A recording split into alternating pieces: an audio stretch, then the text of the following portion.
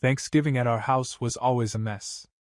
Not the fun, movie-type chaos with flour flying and cousins laughing and a dog stealing the turkey. I mean real mess. Emotionally. Spiritually. Existentially. The kind of mess where your dad slams the carving knife down like he's negotiating a hostage situation with the stuffing. The kind of mess where people don't say grace, they say things like, "Well, at least someone remembered to bring something." For as long as I can remember, Thanksgiving was less about giving thanks and more about taking digs. And this year? This year was my turn. Let me rewind a little. My name's Sean. I'm 26, a full-time HVAC technician, and, as my dad reminded me at least once a week, a grown man still living under his parents' roof. Never mind that I paid for most of that roof. Or the heat inside it.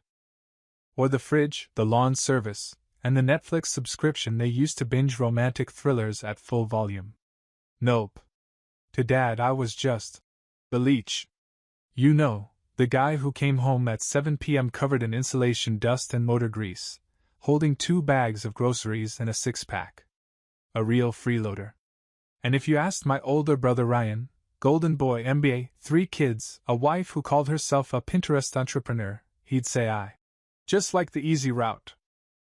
Ryan's easy route included bouncing between jobs, racking up debt, and calling Mom for emergency Venmos twice a month. But sure, I'm the Leech. What stung the most wasn't the insults. I'd grown calluses to those. It was how normalized they'd become. A few months back, when I fixed the busted AC before a heatwave, Dad just nodded and said, "Least you could do." And when I covered the $260 power bill because Ryan forgot, Mom whispered, "You're so reliable." Like it was a dirty secret she wasn't allowed to say out loud. So, when Thanksgiving rolled around, I already had my shields up. The table was stacked: turkey, green bean casserole, cranberry sauce from a can, because Ryan liked the ridges, mashed potatoes, rolls, all of it. The family sat around like a Norman Rockwell painting that had just barely survived a house fire. Ryan toasted first. Something about family legacy, and resilience, and how we all lift each other. He even had the nerve to raise his glass in my direction and say, "Even Sean, who lifts air conditioners." Everyone laughed. I chuckled too. Like I always did. That's when Dad stood up. Fork in one hand, wine glass in the other, he cleared his throat and said, "Let's toast to one more thing." I braced. He looked right at me, not through me like usual, at me. "To Sean," he said. "The Leech. November's your last month here. Time to grow up." Then he took a sip and sat down like he just announced dessert. No one said a word. Even the mashed potatoes got cold. Mom looked at her lap like it was suddenly fascinating. Ryan fake coughed. My niece asked what a leech was. His wife said, "It's a type of worm, sweetie." I didn't flinch. Didn't yell. Didn't cry. I cut a slice of turkey. Ate it in silence. And said, "Pass the gravy, please." Because if there's one thing I learned after all these years in that house, it's that emotion was weakness, and weakness was just more ammo. But inside? Oh, inside I was boiling. Not because he told me to leave. Because he said it like it was a gift. Like I should be grateful he waited until after Thanksgiving to toss me out. Like I was a failed guest overstaying his welcome, and not the one holding the place together behind the scenes. I stared down at my plate, and quietly made a decision. I would not give them a scene. No yelling. No slamming doors. No pleading for respect. But I'd give them something else. Something they weren't ready for. And that would start the second that wine glass touched the table. The next morning, the house was quiet. Too quiet. No blender grinding Mom's kale smoothies. No Ryan yelling at his toddler for finger painting the cat. No TV blasting true crime documentaries at 6 a.m. Just stillness. I laid there in bed, staring at the ceiling, replaying Dad's words like a song I hated but couldn't skip. "You're a leech. November's your last month here." So specific. So clean. So final. He said it like it was the end of a work contract. like I'd been freeloading office snacks and overstaying my welcome in the staff lounge. But here's the thing about being quiet for too long: eventually, you learn how to leave without slamming doors. I got up, brushed my teeth, and started making mental checklists. Not dramatic ones. Not the kind you post on Instagram with a teary selfie and some "starting over black heart" caption. No. I made the kind of list you make when you know exactly what you've contributed, and exactly what you're about to remove. First on the list, Wi-Fi. The entire family, including Ryan's kids, lived online. I logged into the account. The name on the billing profile? Mine. The router blinked at me from the hallway like it sensed betrayal. Click. Cancel. Effective tonight. Next, utilities. Water? Mine. Electricity? Also mine. Gas? Take a wild guess. Turns out when you're just a leech, you can still cover $600 a month in basic survival. Cancelled. Scheduled shutoffs for December 1st. 3rd, streaming services. Netflix, Hulu, Disney+, Spotify, the entire buffet of digital noise. I logged into each one and changed the passwords. All of them. I even renamed the profiles. Ryan's account became, actually, mine. Mom Red Heart True Crime became Not Today, Carol. And the kid's profile? Lil Moo turned into Asked Your Parents. Petty? Absolutely. But you know what? It felt surgical. Not explosive. Just precise. The way a man trims fat from a steak. By 11 a.m., I was packing my things. And by my things, I mean tools, work boots, my favorite flannel, the old coffee maker they never touched, my toolbox with every socket wrench I'd bought over the years, and a giant duffel of the essentials. You know what I didn't pack? Guilt. Not 1 ounce of it. I glanced around the room that used to be mine, faded posters from high school, a dent in the wall from a long-forgotten argument, the old bookshelf Dad refused to toss because real men read paperbacks. It didn't feel like home anymore. Hadn't in a long time. At noon, I walked into the kitchen. Mom was there, scrolling on her phone with a face like someone just told her the cranberry sauce was discontinued forever. She looked up. "Sean, are you really leaving?" Her voice cracked like she hadn't just let Dad toast to my eviction over sweet potatoes. I didn't answer. Just set my keys on the counter. "Can we talk?" Still nothing. She stepped closer. "You don't have to make this into a thing." And there it was. The line. The thing. They always said that, whenever I had a feeling, a thought, a boundary. Don't make it a thing. So I didn't. I just walked out the front door. I didn't slam it. I didn't pack up the car like I was storming off in a teenage tantrum. I just slid into the driver's seat of my beat-up truck, turned the ignition, and drove.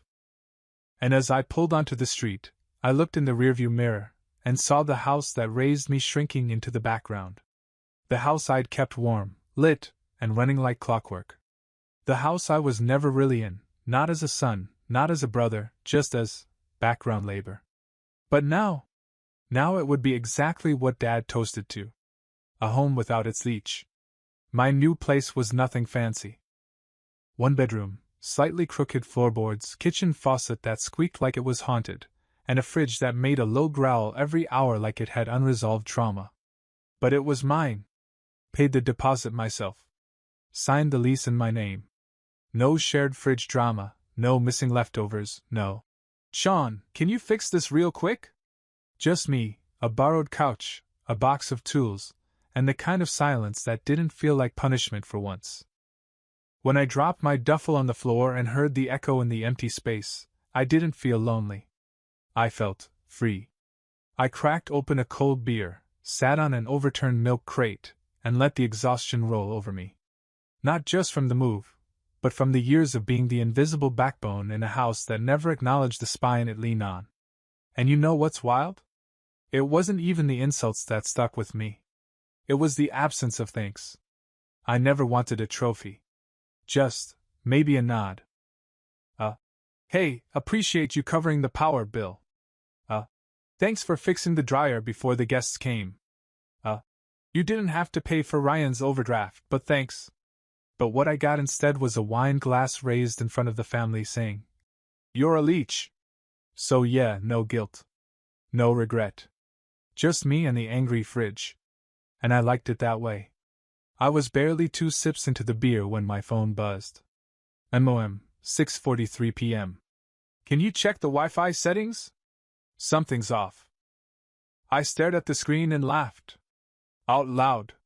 Like a proper sitcom character laughing into a can of beans. Check the Wi-Fi? Sure, let me just remotely enable the internet that I cancelled with extreme precision less than 24 hours ago. While I'm at it, I'll toss in a free HBO subscription and a handwritten apology note from Elon Musk.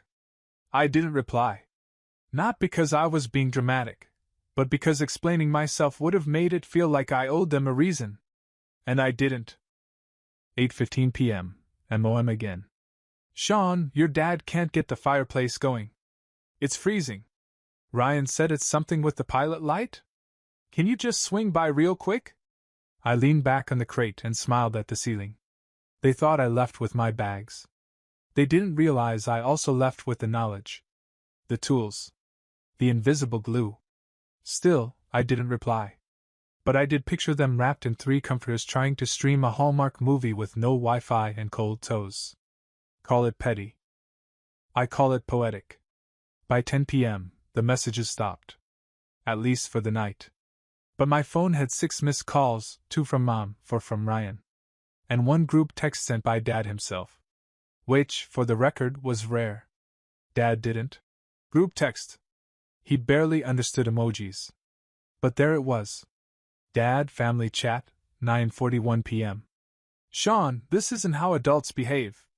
Come home. Fix the heat. You live here. That last line made me laugh so hard I nearly choked on a pretzel stick. You live here. Oh, now I live there? 24 hours ago, I was a leech. A financial barnacle. A house pest. But suddenly I'm staff on call? What's next? A name badge and a schedule? The next morning, I woke up around 8 a.m. to a knock at the door. Firm. Repetitive. Rhythmic. I looked through the peephole. There he was. Dad. In his flannel robe. Bed hair. Holding a toolbox. A toolbox I bought, by the way. Paid in cash. Labeled every drawer. He knocked again, this time harder. And for a moment, just a moment, I imagined opening the door and saying, "You're a day early." I thought I had until December. But I didn't open it. Not yet. Because for the first time in years, I wanted to watch him wait. Watch him stand on the porch like I'd stood in that house, overlooked, underappreciated, and asked to work like it was expected. Let him knock. Because sometimes, the only way people realize your worth is when they're left out in the cold. Literally. I opened the door. Slowly. Calmly. Like someone answering a package delivery, not a man who had just tried to evict me mid-turkey. Dad didn't even wait for a greeting. He barreled past the threshold like he owned the lease. "Sean, the gas line's not kicking in," he barked. I tried everything. Thermostat's flashing like it's possessed. I stepped back and let him talk. Not because I respected him. Because watching him flail was oddly therapeutic. He dropped the toolbox on my kitchen counter like a challenge. "You gonna help or what?" I crossed my arms. "I don't live there anymore, remember?" He blinked. Then scoffed like I was being ridiculous. "Don't make this emotional. The family's cold. The kids are shivering. So now I'm family?" He flinched. Just slightly. Then he deflected like he always did. "I didn't mean what I said at dinner. You took it the wrong way." "Did I? You know how I get with wine. And," he paused. "Pressure. Holidays." There it was. The all-occasion excuse pack, wine, stress, and the holidays. I walked over to the counter, opened the toolbox, and picked up a screwdriver. Not to hand it to him, just to feel the weight of it. It reminded me of who I was. "You know the heat works," I said. It's not the system. He looked confused. I smiled. It's the account. I shut off the gas, Dad. You toasted to November being my last month there. I just made it official. He stared at me like I just told him I burned the family tree. You what? I ended everything I paid for. Power. Water. Wi-Fi. Gas. The Leech has unlatched, congratulations. You canceled the heat? In winter? I shrugged. Maybe you should ask Ryan. I'm sure he can Venmo the gas company between rounds of golf. Dad's face turned the color of undercooked turkey. You left your mother in a freezing house? No, I said, voice level. You did. When you raised a glass and called your own son a parasite in front of her. You did when you made a joke out of me for years and expected me to just keep smiling and fixing things like a ghost in the walls. He started to speak. I held up a hand. I'm not angry, Dad. I'm not even bitter. I just finally took your advice. You said November was my last month. I listened. We stood there, locked in the quiet standoff that only families can create. 1 part guilt, 2 parts stubbornness, 1 part unspoken regret. He tried again.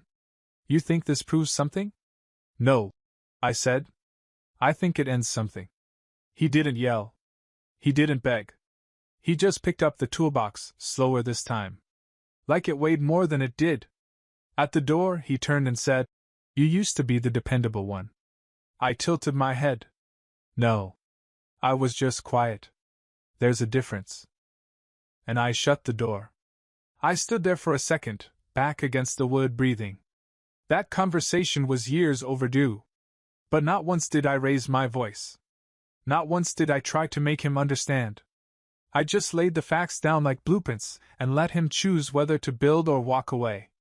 And now? Now it was time to reinforce the boundaries. I grabbed my phone and opened the family group chat. Typed 1 line. Effective December 1st, I am no longer your unpaid technician, landlord, or emotional punching bag. Good luck. Then I left the group.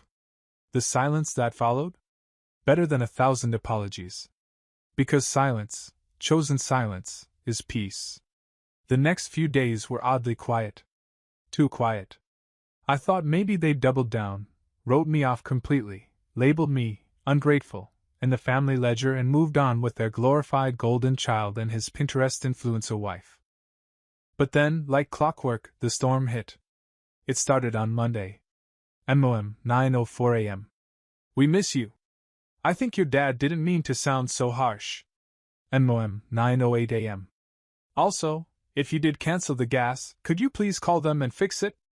Ryan's kids are coughing. You'd think that line might make me feel guilty. Coughing children and all. But I knew that house.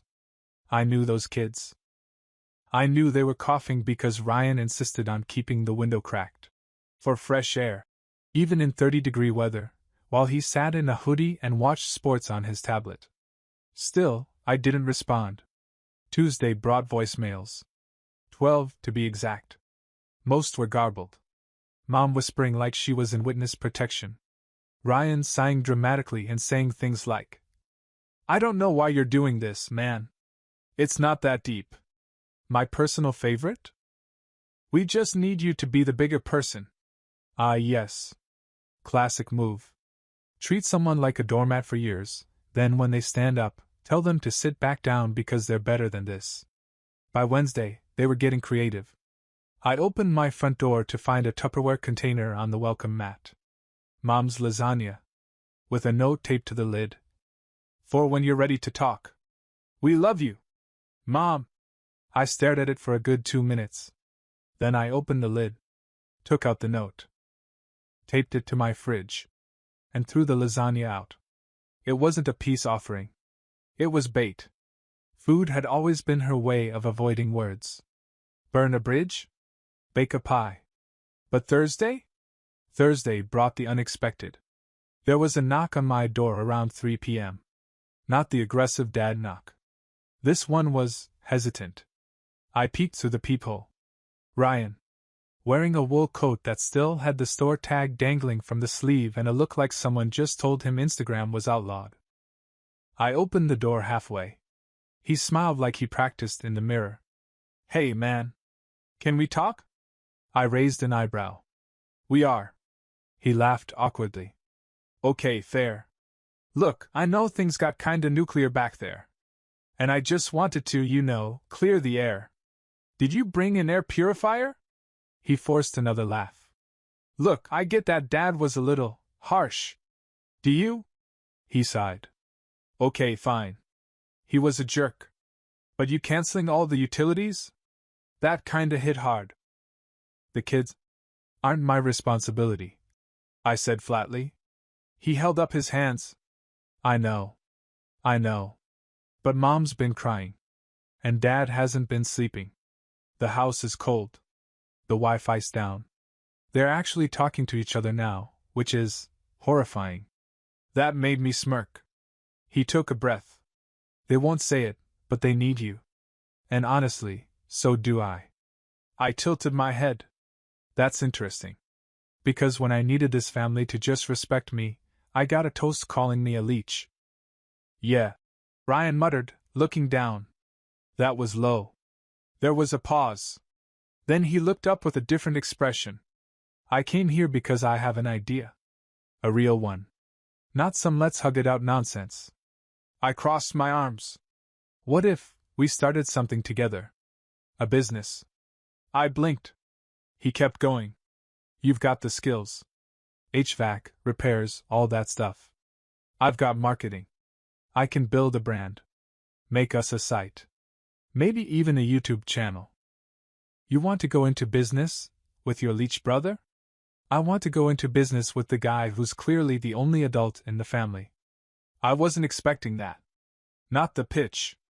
Not the look in his eyes. Not the tone. And for a second, I actually considered it. But first, I needed to test something. I opened my phone, pulled up the old family group chat, and typed one thing. Who paid for Ryan's last startup attempt? The typing bubbles appeared. Then disappeared. Then appeared again. We all chipped in. "Dad, does it matter?" "Ryan. Wow." I looked at him and smiled. "Thanks for the offer.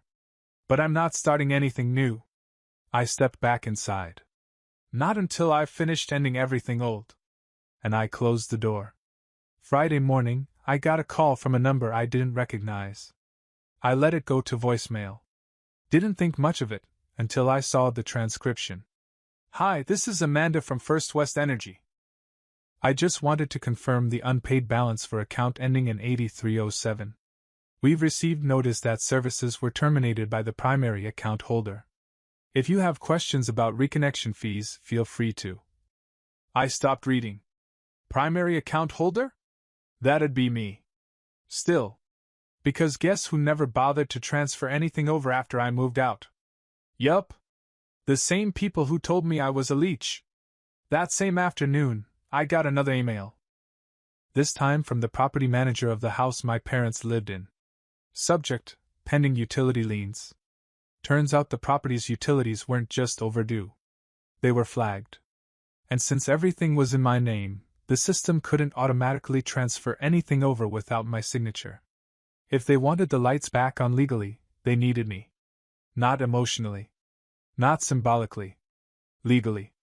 And I'll be honest, I laughed. Out loud. In my sad little kitchen, over instant ramen, I cackled like a Disney villain on a budget. That weekend, the calls tripled. Ryan. Mom. Even Dad. I stopped reading the messages, but I noticed the tone shift. Gone were the sarcastic digs. Gone were the guilt trips. They were replaced with something new. Panic. "Sean, please just sign the paperwork. Your mother is stressed out. We're trying to resolve this peacefully. Why are you being so cruel? We didn't mean it. You know that, right? You were always so dependable. We need that again." That last one stung a little. Because it was true. I was dependable. I showed up. I paid. I fixed. I filled the fridge. I changed the filters. I caught the bills they dropped and never mentioned it. And the one time I needed them to stand up for me, they let me get humiliated over stuffing and cranberry sauce. So now they got silence. On Sunday, I finally got a knock at the door again. Not Dad. Not Ryan. Not even Mom. It was my aunt. Aunt Melanie. The only one in the family who ever asked how I was doing without making it sound like a joke. She stood there in a beige trench coat, holding a manila folder and a pie. "Hi, sweetheart," she said softly. I opened the door. "Don't worry, it's not poisoned," she added, lifting the pie slightly. "Store-bought. I bake like I text, burned and slightly passive-aggressive." I smirked. She handed me the folder. Inside were all the transfer forms. Utility accounts. Gas. Electric. Even internet. She sighed. "They didn't ask me to do this. I volunteered. Because they won't say it, but they know they messed up. Big." I flipped through the pages. All of them missing one thing, my signature. Aunt Melanie looked at me. "I don't want you to forgive them. Not now. Maybe not ever. But I do want you to be free." That caught me off guard. She gestured at the folder. "Signing these doesn't mean they win. It means you're not tied to their mess anymore. You get to walk away without debt collectors calling you for heat they used." She was right. Holding that folder, I realized I had two choices. Let them freeze and drown in late fees out of pure spite. Cut the last thread, not for them, but for me. So I signed. Quietly. No drama. No conditions. Aunt Melanie gave me a small smile. "Want me to drop this off?" I nodded. She hugged me. It was warm. Real. Before she left, she turned and said, "They're gonna ask how we convinced you." "What do you want me to say?" I thought for a second. Then smiled. "Tell them the Leech finally found something better to stick to." For the first time in years, Monday felt clean. No half-heated guilt texts.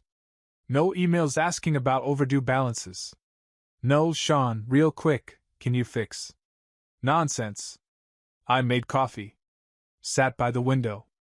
Let the radiator hum without needing to bleed it. The silence didn't feel empty anymore. It felt earned. By noon, I had my phone on Do Not Disturb and a to-do list that involved absolutely no one but me. Groceries. Oil change. Check out that workshop space I bookmarked 100 times but never toured. I even shaved. That's how fresh I felt, shaved on a Monday. But peace in my life always seems to have a 48-hour shelf life. Because by Tuesday evening, he came back. The knock wasn't angry. It wasn't desperate like before. It was soft. Like guilt dressed in cologne. I opened the door, slowly, and there he was. Dad. Wearing actual jeans, which was a rare event, and holding a small envelope in one hand and a six-pack in the other. He didn't say anything right away. Just gave a tight smile. I figured maybe we could talk. I leaned against the doorframe. "Funny. You didn't need to talk when you were toasting my eviction with mashed potatoes." He flinched. "I deserve that. And more." He nodded. "I know." There was a pause. Then he handed me the envelope. I opened it. Inside? A check. For $1,200. Same amount I'd been silently sending every month to keep that house afloat. The gas, the lights, the internet, all of it. I raised an eyebrow. He cleared his throat. "I talked to Melanie. She told me everything. How much you covered. What you pulled back. I didn't realize." That made me laugh. Not a nice laugh. The kind that leaks out of the hole where trust used to be. "You didn't realize? You couldn't hear the money leaving my account every month while you called me lazy?" I didn't think. "No. You didn't." We stood in that heavy silence, him shifting on his feet like a teenager about to get grounded.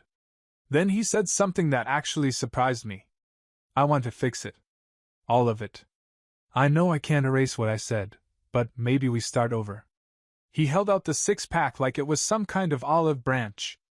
Figured we could talk like men. Now here's the thing. In another life, maybe 5 years ago, I would have melted at that. Taken the beer. Talked. Laughed. Told myself people change.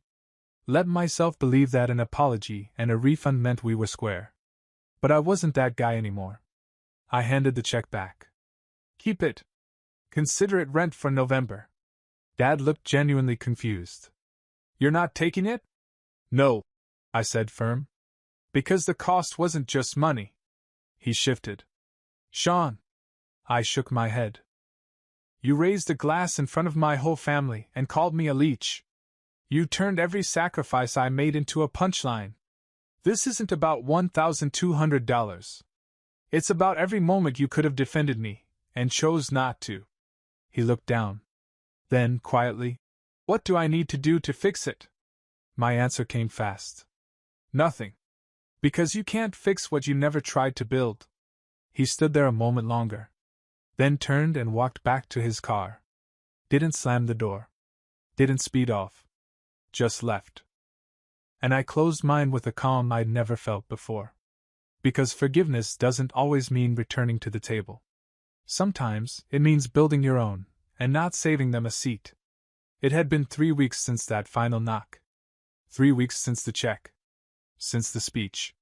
Since I told my father, to his face, that he couldn't rebuild something he never cared to hold up in the first place. 3 weeks of silence. No texts. No voicemails. Not even a meme from Mom, which, in her language, was basically a peace treaty. And for the first time in years, I didn't feel like I was waiting for anything. Not approval. Not apologies. Not invitations to tables I was never really welcomed at. I'd started sketching ideas for a solo business, not with Ryan, but just me. Something simple, handyman services, HVAC repair, plumbing, whatever came my way. The difference now? Boundaries. No more. Family discounts. No more, can you just swing by and take a look? If you wanted Sean, you booked him. You paid him. You respected him. And then, something weird happened. I got a notification. New message from Aunt Melanie. Not unusual. But the attachment was a video. Caption. You're going to want to see this. Wait for the 18-second mark. I clicked it. It was filmed at someone's birthday party, from the kitchen. Looked like Ryan's daughter. Balloons, folding chairs, that awkward cheap sheet cake. Dad was at the table, arms crossed, clearly uncomfortable. Mom was fussing with forks.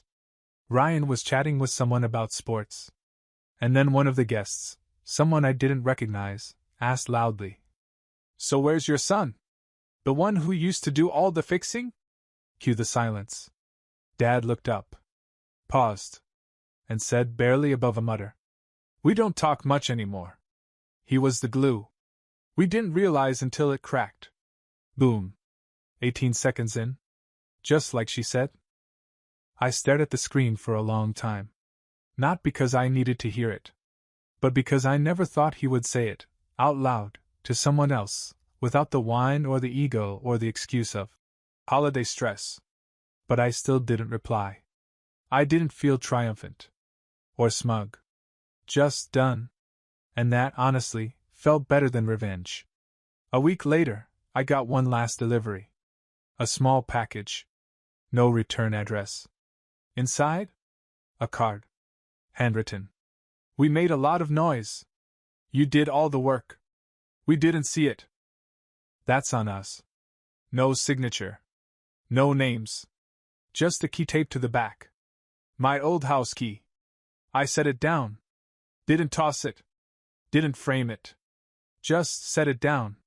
Because I didn't need to return to prove a point. I was already past it. 6 months later, I opened my own place. Small shop. Neat signage. By appointment only. Taped to the door. On the wall behind my desk? That group chat message I once sent. Framed. I am no longer your unpaid technician, landlord, or emotional punching bag. Good luck. Clients laughed when they read it. Some even asked if it was real. I just smiled and said, "Family business." one lady said. That sounds messy. And I grinned. Nah. Not anymore.